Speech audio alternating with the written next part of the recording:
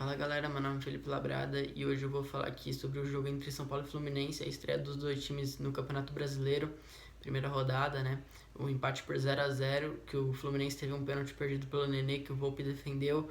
O São Paulo teve um pênalti não marcado no finzinho do jogo, além de algumas chances perdidas, que o Fluminense também teve, mas não como a que o Rojas perdeu, por exemplo. E o jogo acabou 0-0. Os dois times vinham de vitórias na Libertadores, né? O Fluminense de uma vitória sobre o River, uma vitória por 3-1, que foi um jogo que muita gente considerou histórico até, né? Pela circunstância que colocavam o Fluminense antes como um candidato a cair logo na fase de grupos, e o Fluminense acabou passando em primeiro, vencendo o River no Monumental. O Fluminense inclusive se tornou o segundo time, depois do Cruzeiro, brasileiro, a vencer o River no Monumental e o Boca na La Bombonera, já que o Palmeiras venceu o River no Libertadores da América no passado, então acabou que não foi no Monumental, né? E o São Paulo, que havia ganho com o time reserva do Sporting Cristal, em um jogo que já estava... O São Paulo já estava classificado e só valia a liderança do grupo, que o São Paulo já não possuía. E o São Paulo teria que tentar alcançar a liderança e torcer para um tropeço do Racing, coisa que não aconteceu, o São Paulo acabou ficando em segundo. Mas falando dos estaduais, o Fluminense é o vice-campeão carioca e o São Paulo é o campeão paulista. E vamos agora falar sobre a escalação. Bom, o São Paulo veio a campo naquela formação que sempre usa 3-4-2-1, né? Aquela formação que vem usando agora. O Luciano começou no banco nesse jogo, inclusive, depois entrou no final, que ele perdeu a sogra, então aí decidiram melhor não colocar ele o jogo inteiro, ver como tá a cabeça do Luciano, que tinha perdido o sogro e o irmão no mesmo ano, o sogro há 48 dias atrás. O São Paulo também tinha um desfalque do Arboleda, que foi pego na balada de novo, igual em outubro do ano passado, e o Benítez e o Daniel Alves, né, que estão machucados. Tirando o Valse, que tá machucado, mas há muito mais tempo, mas eu digo da equipe titular, né? O São Paulo tinha 4 desfalques. Mas vamos lá, o São Paulo veio a campo com o Volpi, que foi importantíssimo, fez 5 defesas e defendeu um pênalti, né? Então o Volpi foi o principal jogador do jogo, inclusive. Daí aqui pela direita o Bruno Alves, que não foi bem, né? Não contribui muito na saída de bola, inclusive. O Arboleda, que já não é tão bom na saída de bola, consegue ser melhor que o Bruno Alves. O Bruno Alves parece que joga melhor também pelo lado esquerdo, né? Como ele já jogava na zaga com 2, ele já jogava pelo lado esquerdo, o Arboleda pelo direito, né? Daí no meio o Miranda sempre muito bem nas interceptações, sempre muito bem nos desarmes também. Dividiu com o Miranda, que é bem magrelo, dividiu com um jogador bombado, que tem o nome de Bombadilha até, né? Que chamam, do Fluminense, e conseguiu ganhar. Foi muito bem o Miranda. Inclusive encheu bastante o saco do Nenê, que aparentemente desestabilizou o Nenê para bater o pênalti, né? O Léo, muito bem o Léo. O Léo não deixou jogadores do Fluminense rápidos e que tenham potencial de drible alto, né? Como o Kaique, que entrou depois no jogo. Passar por ele, foi muito bem na cobertura. O Léo foi muito bem no jogo, né? E o Léo só não teve tanta facilidade para sair jogando, porque o Reinaldo estava bem marcado, né? Então aquela jogada ali que ele põe a bola no Reinaldo não foi tão efetiva no jogo, né? Tanto que o Reinaldo não foi bem no jogo.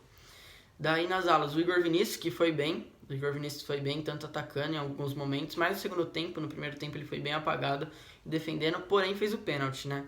Um pênalti que é bobo até, mas fez.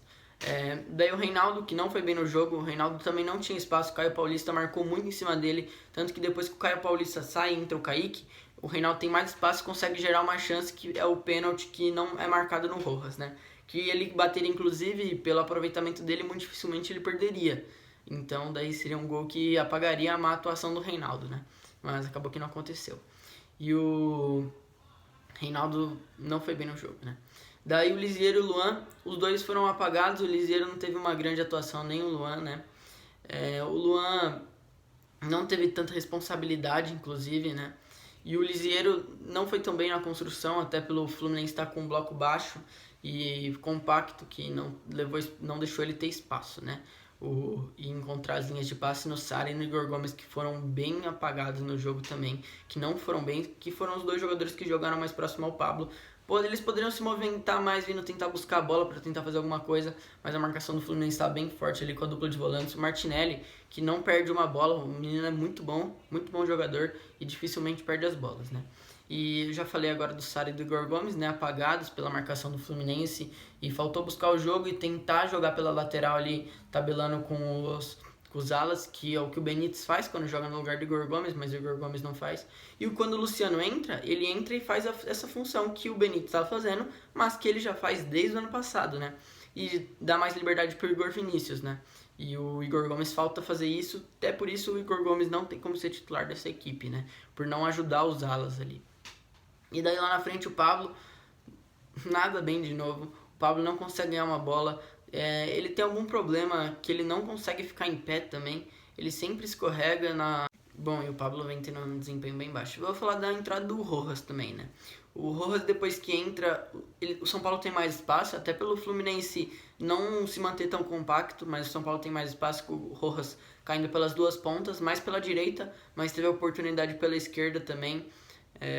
O Rojas entrou bem, inclusive, né? Ele renovou agora há pouco, renovou na sexta e o jogo foi no sábado, né?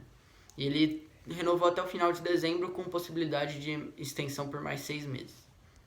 E eu vou destacar apenas um ponto aqui, que é, após a entrada do Luciano, né, a jogada que ele faz, que ajuda o ala a conseguir dar profundidade, chegar na área, que acaba gerando as oportunidades do São Paulo, porque as melhores oportunidades geralmente surgem da jogada com os alas, né, com Reinaldo, Igor Vinícius ou Daniel Alves.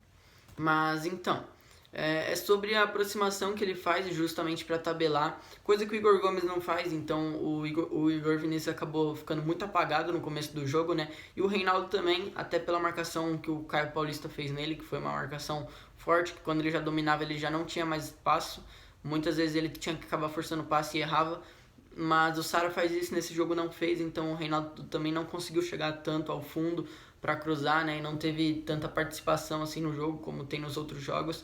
Isso é uma coisa que faltou pro time de São Paulo, e pelo outro lado lá com o Igor Gomes é sempre melhor ter o Benítez ou o Luciano ali para fazer essa função, né. Mas é isso, valeu, falou, até mais.